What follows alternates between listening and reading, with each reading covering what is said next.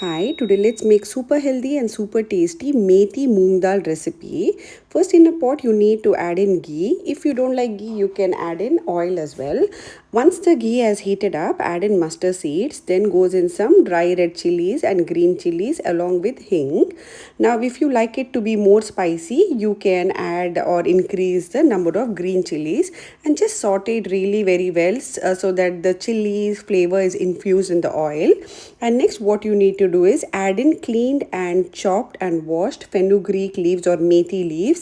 Now, methi leaves is easily available in the market. Clean it, chop it up. It's very good for health, and it has a lot of cooling properties, and it's good for people who have diabetes, and it has a lot of health properties as well. So saute these methi leaves really very well till the raw smell goes, and the methi leaves needs to be aromatic.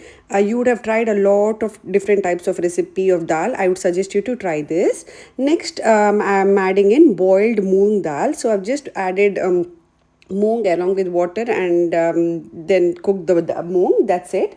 Now stir it really very well, and then what you need to do is add in some water. If you feel it is very thick, you need to add in water. This dal doesn't need to be too thick or too thin. Medium consistency is what we would suggest. It tastes really very good.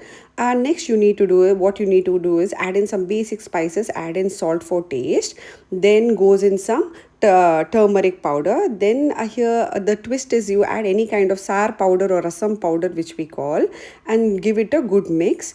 Mix it really very well till all the flavors are infused. And then what you need to do is, after you feel the masala is blended mixed very well with the dal, add in some jeera powder as well.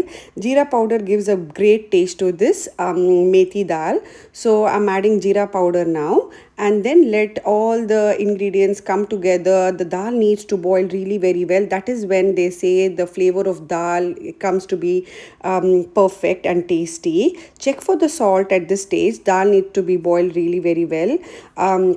Now you can serve this hot methi moong dal with dal, rice, chapati, roti. If you like my recipe, don't forget to like, share and subscribe to my channel. As I always say, enjoy your food and enjoy.